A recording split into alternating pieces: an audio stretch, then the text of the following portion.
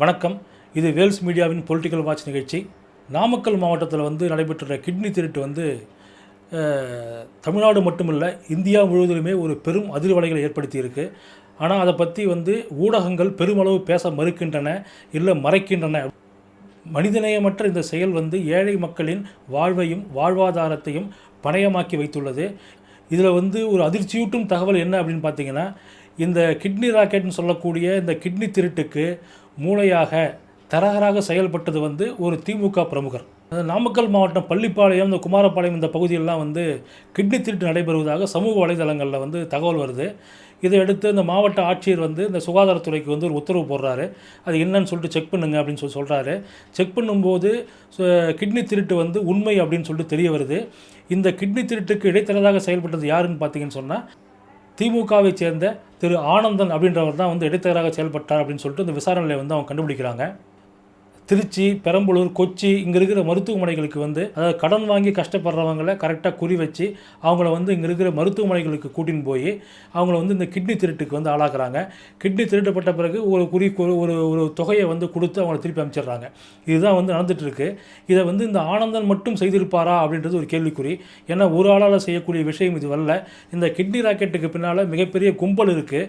அந்த கும்பலை கண்டுபிடிக்க வேண்டிய கடமை இந்த திமுக அரசுக்கு இருக்குது. ஆளுங்கட்சியை சேர்ந்த ஒருவரே இந்த மாதிரியான கிட்னி திருட்டில் ஈடுபட்டிருக்காரு அப்படின்னா, தமிழகத்தில் சட்டம் ஒழுங்கு எந்த அளவுக்கு மோசமான நிலை இருக்குது அப்படின்றது இதை விட ஒரு எடுத்துக்காட்டு கண்டிப்பாக இருக்க முடியாது. நாமக்கல் மாவட்ட மருத்துவ பணிகள் இணை இயக்குனர் ஒரு விசாரணை மேற்கொள்கிறாரு. இதில் எத்தனை பேர் கிட்னி கிட்னி எடுத்திருக்காங்க, அவங்களோட அட்ரஸ் என்ன, அவங்ககிட்ட விசாரணை பண்ணலான்னு சொல்லிட்டு போய் பார்த்தா எல்லாமே போலியாகவே இருக்குது. எந்த முகவரியுமே ஒரிஜினல் முகவரி கொடுக்கப்படவே இல்லை. திருச்சி சித்தார் மருத்துவமனையில் மட்டும் கிட்டத்தட்ட 6 பேருக்கு கிட்னி எடுத்திருக்காங்க. அந்த 6 பேருமே போலி முகவரி கொடுத்து தான் கிட்னி எடுத்திருக்காங்க. இதன் மூலிமா இந்த குற்றத்தோட ஆழம் எந்தளவுக்கு இருக்குதுன்னு நம்ம கொஞ்சமாக சிந்திச்சு பார்க்கணும். ஏன்னா இது ஒரு சாதாரணமாக கடந்து போகக்கூடிய நிகழ்வு அல்ல. ஏற்கனவே நான் சொன்ன மாதிரி தான், ஆனந்தம் மட்டும் தனியாக பண்ணியிருக்க வாய்ப்பு இல்லை. அவர் கூட கண்டிப்பாக பின்புலத்தில் யாராவது இயங்கியிருப்பாங்க. அது பெரும்புலிகளாக கூட இருக்கலாம். அவர்கள் இது வரைக்கும் கைது செய்யப்படவில்லை, அல்லது இது வரைக்கும் அவர்கள் அடையாளம் கூட காட்டப்படவில்லை. அந்த சம்பந்தப்பட்ட மருத்துவமனைகள் மீது இது வரைக்கும் நடவடிக்கை எடுக்கப்படவில்லை. இதெல்லாம் என்ன காரணன்றது அந்த ஆண்டவனுக்கு தான் வெளிச்சம். தமிழகத்தில் கந்துவட்டி சட்டம் அமலில் இருக்குது. அப்படி இருக்கும்போது தான் இந்த சிறுநீரக திருட்டு நடைபெறுது. ஏன்னா கடன் வாங்கின பல பேர் கந்து வட்டிக்கு கடன் வாங்கிட்டு, மீட்டர் வட்டி அந்த வட்டி இந்த வட்டி சொல்கிறாங்க இல்லையா, அந்தமாரி கடன் வாங்கிட்டு, அதாவது அசலும் கொடுத்துருப்பாங்க, அசலை மீறி வட்டியும் பல மடங்கு கொடுத்துருப்பாங்க. அப்படி இருந்தும் அடையலைன்னு சொல்லிட்டு அவங்க மிரட்டுவாங்க, அசிங்கப்படுத்துவாங்க. இந்த மாதிரியான நிகழ்வுகளால் நம்ம கிட்னியே போனாலும் பரவாயில்லன்னு சொல்லிட்டு ஒரு கட்டத்தில் இந்த கந்து வட்டி கடனை அடைக்க அந்த ஏழை பெண்கள், ஏழை ஆண்கள்லாம் என்ன பண்ணுறாங்க, போயிட்டு கிட்னியை விற்றுட்டு அதன் மூலியமாக வர்ற பணத்தை வச்சு இந்த கடனை அடைச்சிருக்காங்க. இது தமிழ்நாடு அரசுக்கு எவ்வளவு பெரிய ஒரு கேவலம்.